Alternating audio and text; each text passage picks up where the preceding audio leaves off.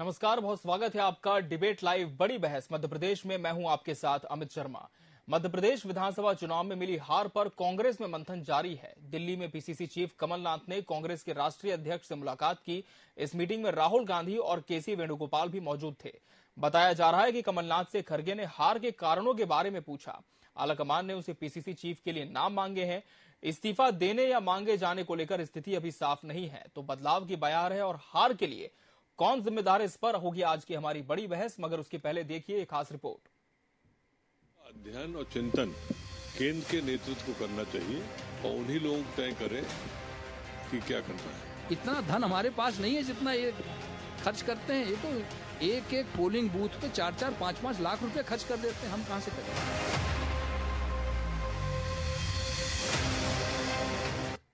कांग्रेस में हार को लेकर चिंतन मंथन जारी है। हार की जिम्मेदारी लेने को ईवीएम पूरी तरह तैयार है, लेकिन मशीन पर ठिकरा फोड़ने से सुर्खियां तो बटोरी जा सकती हैं, पार्टी का उद्धार नहीं हो सकता। सो अंदरूनी तौर पर असल कारणों को भी खोजा जा रहा है। इसका अध्ययन और चिंतन केंद्र के नेतृत्व को करना चाहिए और मेरे ख्याल से वहीं से कोई दिशा निर्देश हो और उन्हीं लोग तय करें कि क्या करना है। तो सिर्फ यहीं भर का नहीं, छत्तीसगढ़ भी है, राजस्थान भी है, और यदि इन सब राज्यों में जहां कांग्रेस हारी है और लोकसभा के लिए सभी लोग वो हैं कि ज्यादा से ज्यादा सीट मिले, तो मेरे ख्याल से व्यापक स्तर पर विचार करना चाहिए और निर्णय लेना चाहिए। कल पार्टी की बैठक में ईवीएम पर दो मत थे। एक धड़े ने हार के लिए ईवीएम को जिम्मेदार माना, तो दूसरे ने हार के असल कारणों पर चिंतन की सलाह दी। दिग्विजय सिंह ने ईवीएम को लेकर कहा, हमने बटन दबा दिया और पता ही नहीं चला कि वोट कहां गया। नेता प्रतिपक्ष डॉक्टर गोविंद सिंह ने विधानसभा चुनाव परिणाम पर सवाल उठाए। उन्होंने कहा, ईवीएम हैक करके परिणाम बदले गए। दिग्विजय सिंह के भाई लक्ष्मण सिंह ने कहा, मैं ऐसा नहीं मानता कि ईवीएम में हेरफेर हुई, चुनाव में काले धन का इस्तेमाल हुआ है। पीछे निकलने का कारण यही है कि इतना धन हमारे पास नहीं है जितना ये खर्च करते हैं। ये तो एक एक पोलिंग बूथ पे 4-4, 5-5 लाख रुपए खर्च कर देते हैं। हम कहां से करेंगे? हमारे पास तो काला धन है नहीं, हमारे पास तो सीमित संसाधन। और इन्होंने पूरे देश में ऐसी स्थिति निर्मित कर रखी है कि बस जिसके पास पैसा है वही चुनाव लड़ेगा, वही जीत सकता है। बस पैसा, और जिसके पास पैसा नहीं है, बस इस तरह की इन्होंने समाज को बांट दिया, इन्होंने गरीब अमीर को बांट दिया। मध्य प्रदेश में कांग्रेस की बड़ी हार से पार्टी हाईकमान नाराज है। राहुल गांधी ने नाथ से सीधा सवाल पूछा है कि आखिर चुनाव क्यों हारे। सूत्रों की माने तो हाईकमान ने नाथ को यह भी याद दिलाया कि उन्हें न सिर्फ फ्री हैंड दिया गया बल्कि सीएम तक प्रोजेक्ट किया, जबकि राजस्थान और छत्तीसगढ़ में गहलोत और बघेल को सीएम प्रोजेक्ट नहीं किया गया। सूत्रों का कहना है कि हाईकमान ने तय किया है कि मध्य प्रदेश में जल्द नया सेटअप बनेगा। इसके चलते नाथ ने भी पद छोड़ने की पेशकश कर दी। माना जा रहा है कि नया फैसला होने तक वो पद पर रहेंगे। Bureau report, TV24 news. तो बदलाव की बयार, हार के लिए कौन जिम्मेदार, आज इस विषय पर हम चर्चा करेंगे और इसके लिए हमारे साथ खास मेहमानों का पैनल भी जुड़ चुका है। हमारे साथ भाजपा प्रवक्ता पंकज चतुर्वेदी जी जुड़े हैं। पंकज जी, आपका बहुत बहुत स्वागत है इस डिबेट में। कांग्रेस से आनंद तरण जी अपना पक्ष रखेंगे। आनंद जी, आपका भी बहुत बहुत स्वागत है। MP एडिटर अतुल विनोद पाठक जी इस चर्चा का हिस्सा है। अतुल जी, आपका भी बहुत बहुत स्वागत है। चर्चा की शुरुआत आनंद जी आपसे ही करते हैं। अब लगातार हार के कारणों को लेकर कांग्रेस में मंथन चल रहा है। मत है वो अलग अलग आ रहे हैं। कोई कह रहा है कि ईवीएम में गड़बड़ी हुई होगी, इसके कारणों पर विचार किया जाएगा। कोई कह रहा है कि सामूहिक नेतृत्व में जिस तरह से चुनाव लड़ा गया था तो इस पर भी मंथन होगा। लेकिन क्या अभी तक किसी नतीजे पर कांग्रेस पार्टी पहुंच पाई है? ईवीएम का जहां तक बात है, तो ईवीएम का रोल तो है, खेला है उसका जी। और निश्चित रूप से मध्य प्रदेश, छत्तीसगढ़ और राजस्थान तीनों जगह है। क्योंकि जो भाजपा के विरुद्ध में पूरे प्रदेश में बायर थी जी। हर व्यक्ति कह रहा था कि कांग्रेस की सरकार बन रही है। ग्रास रूट का आदमी कह रहा था, भाजपा के कार्यकर्ता कह रहे थे, भारतीय जनता पार्टी के नेता बधाइयां दे रहे थे कांग्रेस को, भैया आपकी सरकार बन रही है। शिवराज सिंह के विरोध में माहौल है पूरे प्रदेश में, और इसलिए भारतीय जनता पार्टी के हाईकमान ने शिवराज के चेहरे को हटा दिया था, नरेंद्र मोदी के चेहरे को लेके आए थे। तो निश्चित रूप से जो पीछे जो खेल हुआ है वो निश्चित रूप से ईवीएम का मामला है। दूसरा ये, अगर लक्ष्मण सिंह जी ने बोला है कि पैसों का भी बोलबाला, तो निश्चित रूप से काले धन का ही बोलबाला। ये जो स्थिति हुई है जी। ये निश्चित रूप से जी आनंद जी जी आपकी बात पूरी करें। जी आनंद जी। निश्चित रूप से हेलो जी आनंद जी हम सुन पा रहे हैं। निश्चित रूप से जो हुई है वो निश्चित रूप से ईवीएम का सबसे ज्यादा मामला, क्योंकि जो जनादेश कांग्रेस को मिलना चाहिए था वो पूरा का पूरा गोल हो गया। लोग बोलते थे कांग्रेस को ज्यादा सीटें मिलेंगी, कांग्रेस की सरकार बन रही है, बहुमत मिलेगा। इवन मीडिया के लोग भी बोल रहे हैं और आश्चर्य कर रहे हैं मीडिया के लोग कि ऐसा कैसे हो गया। निश्चित रूप से ये चीजें, और हम तो निवेदन करेंगे आपके माध्यम से, इंडिया गठबंधन से निवेदन करेंगे कि अगर निर्वाचन आयोग, अगर सरकार आपकी बात नहीं मानती है, क्योंकि पूरे विपक्ष ने बोला था, सरकार से ही बोला है, निर्वाचन आयोग से ही बोला है कि हमको जो बैलेट पेपर है उसके ऊपर चुनाव होना चाहिए, और अगर नहीं मानती है सरकार या वो, तो फिर क्या फायदा सरकार का इतना लाखों करोड़ अरबों रुपए खर्च किया जाए। भैया बाखोबर दो तो भारतीय जनता पार्टी को, भैया चलाओ, आप ही सरकार चलाइए। तो निश्चित रूप से जो इस तरह से पैसे का अपव्यय हो रहा है, जो इस तरह से काला धन चल रहा है, तो उसका कम से कम सदुपयोग होगा जनता के हित में होगा। ठीक है पंकज जी, कांग्रेस ने एक बहुत बड़ा आरोप लगाया है कि काले धन का उपयोग हो रहा है। इसके अलावा एक बार फिर से जो हार का ठीकरा ईवीएम पर कांग्रेस डालती नजर आ रही है कि कहीं ना कहीं गड़बड़ी हुई है, और ईवीएम से जो वोटों की काउंटिंग हुई है उसके बाद जो नतीजे हैं वो बदले हैं। आपकी पार्टी का क्या स्टैंड है इस पर? क्योंकि तेलंगाना में भी ईवीएम से ही वोटिंग हुई, लेकिन वहां पर तो कांग्रेस को जीत मिली है। तो क्या लगता है कि मध्य प्रदेश में कुछ हुआ है जिसकी वजह से कांग्रेस इस तरह की आवाज उठा रही है? अमित जी, कांग्रेस जी हताश निराश की स्थिति में जी थोड़ा विवेक से दूर चली गई है, और इसीलिए इस प्रकार की हास्यास्पद तर्क दे रहे हैं। तेलंगाना में ईवीएम नहीं थी, 5-6 महीने पहले कर्नाटक में ईवीएम नहीं थी, हिमाचल में ईवीएम नहीं थी, 5 साल पहले राजस्थान में ईवीएम नहीं थी, छत्तीसगढ़ में ईवीएम नहीं थी, मध्य प्रदेश में ईवीएम नहीं थी। तो जहां जीतो तो कांग्रेस जीती, हारो तो ईवीएम जिम्मेदार। यही कांग्रेस की पराजय का सबसे बड़ा कारण है। लक्ष्मण सिंह जी कह रहे हैं, दिग्विजय सिंह कह रहे हैं ईवीएम, उनके सगे भाई साहब लक्ष्मण सिंह जी कह रहे हैं जो 61,000 से आ रहे कि भाई ईवीएम को दोष मत दो, अंतर कला है, अपने ऊपर काम करो। भारत निर्वाचन आयोग 6 साल पहले सबको चुनौती दे चुका है, ले आओ, साबित कर दो, तब कांग्रेस लोग मौन कर लेते हैं। अब आनंद जी की दुर्दशा देखिए विचारों की, कि ये घमंडिया गठबंधन की पार्टी का हिस्सा है, पर ये आपके माध्यम से अपील कर रहे हैं कि बीजेपी को वॉक ओवर दे दो। ये इस पार्टी की स्थिति है जो कहती है कि हम 100 साल पुरानी पार्टी है। अब अंतर में झांकने की बजाय तुष्टीकरण का, परिवारवाद का, भ्रष्टाचार का उपचार करने की बजाय ये बीमारी ढूंढ रहे ईवीएम में। काले धन की बात करते हैं, लेकर आओ प्रमाण, ईवीएम का प्रमाण लेकर आओ। कह रहे साहब बीजेपी के नेता बधाई दे रहे थे, कोई बीजेपी के नेता इनको बधाई देगा सर? ऐसा कोई दल होता अमित जी जो अपनी हार स्वीकार कर ले, बधाई देता चले? कह रहे मीडिया कह रहा था, उस पर मीडिया के पत्रकारों के वो चल रहे हैं कि कुछ मीडिया के लोगों ने और सोशल मीडिया के लोगों ने कांग्रेसियों का दिमाग खराब कर दिया था। ये समझदार थे सर। पत्रकार क्या मतलब वो वोटो सेफोलॉजिस्ट होता है जो वोटों की जानकारी देता है, वो खबरें करता है सर। कांग्रेस यदि पत्रकारों के आधार पर थी तो फिर ठीक है, पूछिए उनसे जिन्होंने इनसे कहा था, जिन्होंने कांग्रेस से कहा था जीत रहे, उनसे पूछिए क्यों आ रहे, कौन से बीजेपी नेता इनको बधाई दी। अपना काम नहीं करना। पूछिए उन पत्रकारों से जिन्होंने इनको कहा था कि जीतने वाले मेजॉरिटी आने वाली है। मैं जरूर जवाब लूंगा आनंद जी का। फिलहाल हम एमपी एडिटर अतुल विनोद पाठक जी का रुख करेंगे। अतुल जी, सालों से आप मध्य प्रदेश को कवर कर रहे हैं, यहाँ की सियासत से भली भांति आप वाकिफ हैं।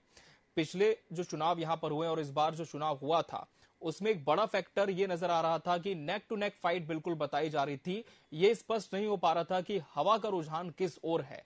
एग्जिट पोल भी जब आया, कांग्रेस का कहना था कि ये तो सिर्फ सैंपल के आधार पर लिया गया एक छोटा सा अनुमान है, नतीजे अलग होंगे। लेकिन अब जब नतीजे सामने हैं, कांग्रेस की पराजय हो चुकी है, लेकिन स्वीकार्यता पूरी तरह से नहीं हो पा रही है। इसके अलग अलग कारण बताए जा रहे हैं, लेकिन ये कारण जमीनी स्तर पर कितने वाजिब देखने को मिलते हैं? अतुल जी। देखिए, कांग्रेस जो स्थिति है, निश्चित रूप से लोकतंत्र के लिए एक सशक्त विपक्षी दल की आवश्यकता होती है। मध्य प्रदेश में बीजेपी और कांग्रेस ही दो ऐसे दल हैं जो एक दूसरे को टक्कर देते हैं, और कभी कांग्रेस शासन में रहती, कभी बीजेपी। लेकिन दुर्भाग्यपूर्ण स्थिति ये है कि कांग्रेस 20 साल से सत्ता में आने की कोशिश तो कर रही है, लेकिन वो पूरी तरह से सत्ताधारी दल होने का तमगा हासिल करने में नाकामयाब हो रही है। 15 महीने की सरकार जरूर रही, लेकिन वो भी उसने गंवा दी। तो मध्य प्रदेश के नागरिक जो कांग्रेस को सशक्त पार्टी के रूप में विपक्ष की भूमिका हो या सत्ता पक्ष की भूमिका हो निभाते हुए देखना चाहते हैं, वो चिंता में पड़ जाते हैं, क्योंकि एक ही दल यदि लगातार एक तरफा जीत हासिल करता रहेगा तो वो निरंकुश हो सकता है यदि कांग्रेस इस तरह से कमजोर होती रही और अपनी नाकामयाबियों का ठीकरा ईवीएम पर फोड़ती रही। निश्चित रूप से बहुत बारीकी से कांग्रेस को आत्मचिंतन मंथन करना पड़ेगा, उसके नेतृत्व को विचार करना पड़ेगा और जो बारीक सियासी रणनीति है उसको नजरअंदाज करने की भूल उसे नहीं करनी चाहिए, क्योंकि जिस तरह से बीजेपी ने जीत हासिल की है उसमें माइक्रो मैनेजमेंट है, उसमें बूथ लेवल का मैनेजमेंट है। आप सिर्फ एक हवा के सहारे चुनावी वैतरणी को पार कर ले, ये मुझे लगता है कि कांग्रेस की नासमझी है। कांग्रेस के नेता ये बात मानने से परहेज कर रहे हैं कि कहीं ना कहीं उसकी कुछ बड़ी गलतियां हैं जिसका खामियाजा उसको उठाना पड़ा। जी आनंद जी, क्या आप अतुल जी की बात से इत्तेफाक रखते हैं कि बीजेपी के अंदर एक माइक्रो मैनेजमेंट था जिसने जमीनी स्तर पर जाकर काम किया? निश्चित तौर पर आपके संगठन के भी बड़े नेताओं को जमीन पर जिम्मेदारी दी गई थी, लगातार वो क्षेत्रों पर भी रहे, लोगों से भी मुलाकात करे, मैनिफेस्टो तो आपका पहले ही आ चुका था बीजेपी के, लेकिन इसके अलावा और कोई ऐसे कारण जिसकी वजह से आप मतदाताओं की नब्ज नहीं टटोल पाए? क्या इस पर कांग्रेस ने मंथन कर लिया है या फिर अभी विचार करना बाकी है? आनंद जी देखिए, मंथन करना तो जी सतत प्रक्रिया है, निश्चित रूप से वो करेंगे, लेकिन जो चीजें हैं वो निश्चित रूप से मैंने बोल रहा हूँ ना आपसे, मैं तो खुद भी बोल रहा हूँ इस बात को, कहीं ना कहीं ईवीएम का गाला है, ईवीएम कहीं ना कहीं उत्तरदायी है, क्योंकि उसके साथ छेड़छाड़ हो सकती है। और अच्छे अच्छे लोगों ने बोला, और हम तो एक बात जानते हैं, अगर हमें इस देश के लोकतंत्र को मजबूत रखना है, हमें इस देश के मुस्तकबिल को सुरक्षित रखना है, अगर इस देश में लोकतंत्र को जिंदा रखना है, तो क्या दिक्कत है कि अगर हम बैलेट पेपर पे चुनाव के लिए मान्यता करें तो जिससे कि दूध का दूध पानी का पानी हो जाएगा। हमारी गलती है, निश्चित रूप से हम वो देखेंगे, लेकिन जो चुनाव की प्रक्रिया है, हम अगर बोल रहे हैं कोई चीज तो निश्चित रूप से उस पर सवालिया निशान तो है, और विपक्ष अगर निशान लगाता है तो निश्चित रूप से निर्वाचन आयोग को भी इस बारे में गंभीरता रखनी चाहिए और निश्चित रूप से सरकार को भी इस बारे में सोचना चाहिए कि भाई अगर हमारे देश को हमें सुरक्षित रखना है, विपक्ष को हमें जिंदा रखना है, तो निश्चित रूप से हम जो बैलेट का हमारा है, क्योंकि जिस देश ने ये मशीन बनाई है, आज वहां भी चुनाव होते हैं तो वो भी बैलेट पेपर्स हो रहे हैं, तो क्या कारण है कि उन्होंने उसको नकार दिया? और हमारा तो सीधा कहना है कि हमें लोकतंत्र जिंदा रखना है, हमें इस देश की नागरिकों की सबकी सेवा करना चाहिए, वो भारतीय जनता पार्टी हो कांग्रेस हो, सबकी बात कर रहा हूँ मैं, किसी व्यक्ति विशेष की बात नहीं कर रहा, किसी पार्टी विशेष की बात नहीं कर रहा। हम तो ये बोल रहे हैं कि हमें अगर निष्पक्ष चुनाव करवाना है तो अगर विपक्ष कोई डिमांड करता है तो आपको रोकना चाहूंगा। आपने अभी एक पॉइंट कहा कि ईवीएम में घाला हो सकता है, ये प्रमाणित हो चुका है, ये कह चुके हैं लोग। किसने कहा है? क्या ये जमीनी स्तर पर प्रमाणित है? क्या ऑन रिकॉर्ड ये बातें हैं कि ईवीएम को हैक किया जा सकता है दूर बैठे हुए, या फिर किसी भी तरह का घपला इसमें किया जा सकता है? देखिए जी, ईवीएम के संबंध में कई बार ये चीजें सामने आई, लोगों ने बताया अभी सब कुछ चीजें। अब ये क्यों नहीं सरकार या निर्वाचन आयोग मान रहा है? और फिर मैं तो एक बात बोल रहा हूँ ना, चलिए हम कह रहे हैं कि कुछ भी है, हमारे यहाँ जो प्रक्रिया थी पुरानी, अगर हमारे यहाँ ये प्रक्रिया थी कि बैलेट पेपर से हो सकते हैं चुनाव, तो क्या दिक्कत है सरकार को? क्या दिक्कत है? क्या दिक्कत है निर्वाचन आयोग को कि अगर पूरा विपक्ष मांग रहा है कि भाई इसमें ईवीएम में खराबी हो सकती है, ईवीएम से छेड़छाड़ हो सकती है, तो क्या दिक्कत है कि उसको उस चीज को मान्यता दें? भाई समय समय पे हर चीज के बदलाव होते हैं, हर चीज के परीक्षण होते हैं। हमें लगा कि ये प्रक्रिया अच्छी है, हम लोगों ने उसको माना थी, लेकिन जब हमें ये लग रहा है कि आज इस प्रक्रिया से दिक्कतें हैं, इसकी दुष्परिणाम भी आ रहे हैं, तो उसे चेंज कर देना चाहिए हमें। जी, लेकिन जिन राज्यों में कांग्रेस ने जीता है ईवीएम से चुनाव, वहां पर क्या कहेंगे? क्या वहां पर इस तरह की प्रक्रिया अपनाई गई, इस वजह से जीत हुई? देखिए, मैंने आपसे क्या बोला कि कल जो 230 विधायक आए थे, विधायक प्रतिनिधि आए थे, उनमें जीते हुए भी थे, हारे हुए भी थे। जीते हुए भी बोल रहे थे कि इसमें ईवीएम में कहीं ना कहीं दिक्कत है और उसमें गड़बड़ी है, और जो हारे हैं वो तो बोलेंगे ही। तो निश्चित रूप से ये बात तो प्रमाणित करी, सब लोगों ने बोल रहे इस बारे में। तो और दिग्विजय सिंह जी ने तो एक ट्यूट करके देखा कि आपने देखा होगा कि उन्होंने करा कि भारतीय जनता के कार्यकर्ताओं ने एक पोलिंग बूथ पे बोला या एक विधानसभा में बोला कि हम यहाँ 17,000 वोटों से जीत रहे, और वही का वही रिजल्ट आए। 3 दिन पहले वो ट्वीट करता है और 3 दिन बाद कोई आया उसका रिजल्ट दिग्विजय सिंह जी ने उस बात को बताया। तो कहीं ना कहीं तो इस मामले में कहीं शक की सुई आती है ना। चलिए, तो शक की सुई है और सरकार पर यही सवाल है पंकज जी कि जब विपक्ष पहले से ही कह रहा है कि ईवीएम में गड़बड़ी हो सकती है, इसे हैक किया जा सकता है, तो फिर क्यों आप लोगों ने सुना नहीं और बैलेट पेपर से चुनाव नहीं कराया? देखिए अमित जी, यदि इनको ईवीएम पर इतना विश्वास है जी, तो तेलंगाना में जो कांग्रेस के विधायक चुने गए त्याग पत्र देते, सरकार ना बनाई, छेड़छाड़ से बनी सरकार ना ईवीएम से। मतलब मीठा मीठा गप गप कड़वा कड़वा थू थू। अरे थोड़ी सी राजनीतिक लाज शर्म रखना चाहिए कांग्रेस पार्टी को। अभी अतुल जी ने कितना अच्छा कहा कि हवा में भारतीय जनता पार्टी को 101 सीटों पर 50% से अधिक मत मिला है, बाकी 63 सीटों पर 40 से 50% के बीच मत मिले कांग्रेस पार्टी से ज्यादा। जी, भारतीय जनता पार्टी 2 साल से बूथ सशक्तिकरण पर काम कर रही है। प्रदेश भाजपा के इस मॉडल को बाकी प्रदेश की भाजपा का ही कॉपी कर रही है। जी, हमारे 64,533 बूथ 100% डिजिटल है। हर बूथ पर 100 की कमेटी है, सबसे फोन पर बात की जा सकती है, इसलिए हम दम से बात करते हैं। जी, हमने लक्ष्य तय किया, हर मतदान केंद्र पर 51% मत भाजपा के पक्ष में 2 साल पहले, उस पर काम किया। 100 सीटों पर 50% वोट मिले, 150 पार की योजना बनाई। तो योजना बनाई, एक्शन प्लान बनाया, उस पर काम किया। इनके लिए थोड़ी विलाप करते हैं। हार गए जहां हमने तेलंगाना में कहा कि ईवीएम दोषी है। जी भाई, एक स्टैंड रखो ना। ईवीएम पे दोष है तो सरकार जो ईवीएम से बनती क्यों बनाते हो? 5 साल पहले क्यों सरकार बनाई थी? अभी 6 महीने पहले कर्नाटक में छोड़ दो, अभी इस्तीफा दे दो, क्या बुरी बात है? ईवीएम की सरकार नहीं चाहिए। आनंद जी जवाब दीजिए। जी, क्या कह रहे आनंद जी? वो अलग बात है, उस समय आप करते अगर आज ये दूसरी डिबेट है, अगर ये व्यवस्था की आप मांग करते तो हो सकता है ये व्यवस्था हो जाती, क्यों नहीं करी आपने उसकी डिमांड? अमित जी, जी पंकज जी, दूसरी डिबेट है कि मुझे प्रस्ताव क्या कहते हैं, कृपा करेंगे? जी, बिल्कुल बिल्कुल पंकज जी, आप हमारे साथ जुड़े, आपने समय दिया, आपका बहुत बहुत धन्यवाद हमसे जुड़ने के लिए। मैं रुक करना चाहूंगा अतुल जी का। आनंद जी आप जुड़े रहे हमारे साथ। अतुल जी, जिस तरह से कांग्रेस लगातार अब यही कह रही है कि ईवीएम पर पहले से ही सवाल थे और नतीजों के बाद ये सवाल और बढ़ गए हैं। कांग्रेस के एक बड़े नेता का भी बयान आ गया कि अब तो लोकसभा चुनाव लड़ने का कांग्रेस के लिए कोई औचित्य नहीं है क्योंकि परिणाम सभी जानते हैं। तो क्या अब ये माना जाए कि इस सेमीफाइनल के बाद जो फाइनल होने वाला है उसके लिए कांग्रेस ने मध्य प्रदेश और छत्तीसगढ़ के नतीजों को देखकर, राजस्थान के नतीजों को देखकर पहले ही अपनी हार स्वीकार कर ली है? देखिए, हार स्वीकार करना या इस तरह से हताश होना कांग्रेस जैसी बड़ी पार्टी को कतई शोभा नहीं देता। देखिए, हार के बाद जीत भी आती है, दिन के बाद रात आती है, तो रात के बाद दिन भी आता है। कांग्रेस जैसे दल को बहुत सोची समझी रणनीति के साथ कदम आगे बढ़ाने चाहिए। इस तरह से ईवीएम पर ठीकरा फोड़ने से काम नहीं चलना।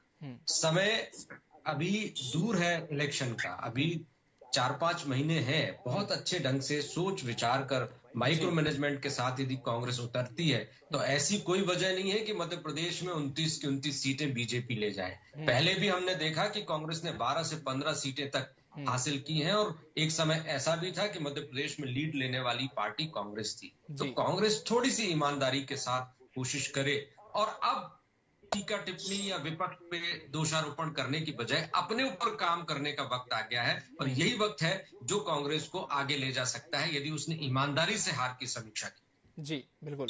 आनंद जी, क्या अब इस बात से आप सहमति रखते हैं कि अभी लगभग 4 से 5 महीने का समय है एक बड़े चुनाव को होने में, लेकिन अभी हार हुई निश्चित तौर पर थोड़े कार्यकर्ता भी हताश होंगे, बहुत होंगे, लेकिन अब आगे क्या रणनीति होगी? आगे किस तरह से आप लोग अपने संगठन को उठाएंगे? देखिए, कांग्रेस हताश नहीं है जी। कांग्रेस का कार्यकर्ता कोई हताश नहीं है, सब ऊर्जावान है और निश्चित रूप से सब में ऊर्जा है। अगर ये किसी कोई सोचे कि कांग्रेस की ऊर्जा, हम तो एक बात जानते हैं कि अगर हम बोल रहे हैं कि बैलेट पेपर से जी चुनाव होना चाहिए तो क्यों नहीं होते भाई? चुनाव तो होना है। और अगर सरकार अपनी हठधर्मिता, अगर निर्वाचन आयोग अपनी हठधर्मिता अपनाता है, भाई देखिए जब सत्ता में जो लोग होते हैं या राजनीति में जो लोग होते हैं और अगर सब एक ही रूप में सब तैयार हो तो वो काम अच्छा होता है। और अगर कहीं हठधर्मिता हो, अपनी दादागिरी चल रही हो या अपनी हिटलरशिप चल रही हो तो निश्चित रूप से वहां पर कोई मतलब नहीं है। जब हमें दिख रहा है कि जहाँ पर ईवीएम का खेला हो रहा है, ईवीएम के माध्यम से दुरुपयोग हो रहा है, उसका जो सत्ता पक्ष है वो उसका दुरुपयोग कर रही है, तो निश्चित रूप से कांग्रेस जी हम तो कांग्रेस के नेताओं से भी निवेदन कर रहे हैं कि भाई क्या फायदा फिर आपको चुनाव में उतरने से, फिर भैया वॉकआउट हो दे तो कम से कम सरकार का, जनता का, देश का कम से कम हजारों करोड़ों रुपए जो व्यर्थ होता है, जो काले धन के माध्यम से हो या पीले धन के माध्यम से जो जनता के हित में आता वो अब कम से कम बचेगा। भारतीय जनता पार्टी करने तो जब तक इन्हें सत्ता में रहना कोई दिक्कत नहीं, जब ये बैलेट पे पेपर पे जाएंगे तो स्वागत है उनका, क्या दिक्कत है। लेकिन कांग्रेस के कार्यकर्ता नेता कोई हतोत्साहित नहीं है, कहीं कोई नहीं है। लेकिन अगर सरकार इस तरह से करती है तो निश्चित रूप से उसका रिजल्ट भी सामने आएगा, क्योंकि देश बहुत बड़ा है। इस देश को एक लाठी के दम पर आजाद किया गया था। निश्चित रूप से अगर मोदी जी या निर्वाचन आयोग में लगा रहेगा तो निश्चित रूप से कहीं ना कहीं कोई ना कोई तो उपाय करना पड़ेगा जी। फिर नए तरीके से देश को आजाद कराएंगे हम जी। लेकिन जो इस तरह से हिटलर साइज चिंता का माहौल है, चारों तरफ जंगल राज बना रखा है, लोगों की हत्याएं हो रही हैं, और इसके बाद अगर भारतीय जनता पार्टी प्रचंड बहुमत से जीत रही है तो इसके पीछे कारण जी क्या है, ये भी तो आप जी प्रभुत्व जी स्तंभ के लोग बैठे हैं, अगर वो भी अगर उस लाइन की बात करेंगे तो निश्चित रूप से बड़ी सोचनीय बात है। ठीक है अतुल जी, आपने सुना जिस तरह से आनंद जी कह रहे हैं कि सिर्फ एक मशीन के माध्यम से ही चुनाव जीता जा रहा है, बाकी जवाबदारी जिम्मेदारी जैसी तमाम बातों को कांग्रेस दरकिनार कर रही है। लेकिन ये तो आप भी जानते हैं कि एक जो व्यवस्था बन चुकी है निर्वाचन आयोग की तरफ से कि ईवीएम से ही चुनाव होने हैं, बैलेट पेपर की उतनी मान्यता नहीं है। ऐसे में आने वाले समय में क्या इसमें कांग्रेस की तरफ से कोई तब्दीली की कोशिश अगर की जाती है तो वो सार्थक हो सकती है, और ये तब्दीली करना कितना सही होगा लोकतंत्र के लिए? अतुल जी।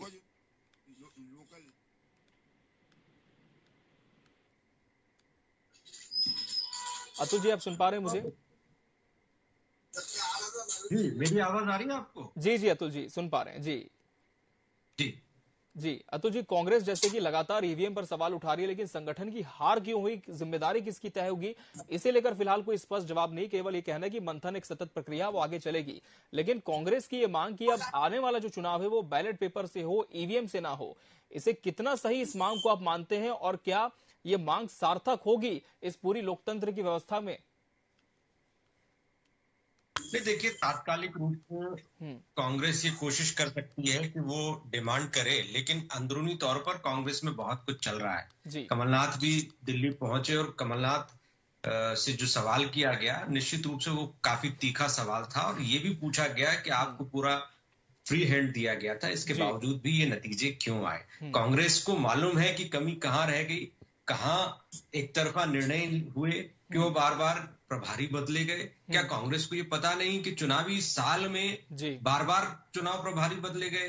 तो ये कांग्रेस को पता है कि केंद्रीय नेतृत्व को कितनी कठिनाई आई है, स्थानीय स्तर पर क्या स्थितियां बनी है, टिकट वितरण में क्या स्थितियां बनी है, माइक्रो मैनेजमेंट के लेवल पर क्या कमियां हैं, फंड मैनेजमेंट पे भी कांग्रेस कहीं ना कहीं कमजोर साबित हुई। तो ये सारे समीकरण हैं जो बताते हैं कि कांग्रेस कहां फेल हुई, क्यों फेल हुई, और ये दिखाई दे रहा है। आम जनता से आप पूछेंगे तो आम जनता बताएगी कि कांग्रेस को बहुमत क्यों नहीं मिला, और ये कांग्रेस के आला कमान को मालूम है, कांग्रेस के नेतृत्व को मालूम है। इसीलिए कांग्रेस एक बड़े बदलाव के दौर में यदि दिखाई दे तो हमें आश्चर्य नहीं करना चाहिए। आने वाले समय में कांग्रेस का नेतृत्व कुछ बड़ा फैसला करे और कुछ बड़े परिवर्तन कांग्रेस में दिखाई दे, ये संभावित है। लेकिन परिवर्तन के बावजूद भी जो मूल परिवर्तन है वो कांग्रेस के मैनेजमेंट में होना चाहिए, कांग्रेस के नेतृत्व में होना चाहिए, कांग्रेस के विजन में होना चाहिए। वो कौन से मुद्दे हैं जिनको उठाने से कांग्रेस को नुकसान होता है, वो कौन से मुद्दे हैं जिनको उठाने की अपेक्षा जनता कांग्रेस से करती है। अभी भी 66 विधायकों के साथ सदन में कांग्रेस किस रणनीति के साथ आगे बढ़ेगी, कौन उसका नेतृत्व करेगा, और वो नेतृत्व सर्व स्वीकार्य हो और सबको बांधकर एकजुट रखकर सदन में जनता की लड़ाई लड़ने के योग्य कांग्रेस को बनाए, ऐसी कांग्रेस को कोशिश करनी पड़ेगी। क्योंकि विपक्ष में होना भी कोई छोटी जिम्मेदारी नहीं है। निश्चित रूप से सत्ता की मलाई आपके पास नहीं है, लेकिन आपके ऊपर जिम्मेदारी है सत्ता पक्ष पर अंकुश रखने की। आपको बहुत गंभीरता से जिम्मेदारी को निभाना पड़ेगा। निश्चित रूप से 5 साल का समय लंबा होता है और 5 साल का इंतजार कोई नहीं करना चाहता, जबकि 20 साल हो चुके हैं सत्ता से दूर रहते हुए। लेकिन फिर भी कई बार ऐसा होता है कि एक राजनीतिक दल को यदि विपक्ष की भूमिका निभानी पड़े लंबे समय तक तो वो निभानी चाहिए, और यही कांग्रेस से आज उम्मीद की जाती है। बिल्कुल, तो निश्चित तौर पर देखना होगा कि इस हार के बाद कांग्रेस किस तरह से नए सिरे से उठती है मध्य प्रदेश में और आने वाले चुनावों की तैयारी करती है, क्योंकि कांग्रेस का फिलहाल यही कहना है कि मशीनों के माध्यम से गड़बड़ी की गई। हालांकि ये बात अच्छी है जिस तरह से आनंद जी ने कहा कि भले ही मध्य प्रदेश में कांग्रेस की हार हुई है, लेकिन कार्यकर्ता अभी भी ऊर्जावान है, उत्साहित हैं और संगठन को मजबूत करने के लिए हर स्तर पर अपनी ऊर्जा लगा रहे हैं। बहरहाल आप सभी का बहुत धन्यवाद हमसे इस डिबेट में जुड़ने के लिए और इसका हिस्सा बनने के लिए आपका बहुत बहुत शुक्रिया। इसी के साथ बड़ी बहस डिबेट लाइव में आज के लिए फिलहाल इतना ही। कल हम फिर हाजिर होंगे किसी बड़े विषय के साथ। तब तक के लिए मुझे दीजिए इजाजत। नमस्कार।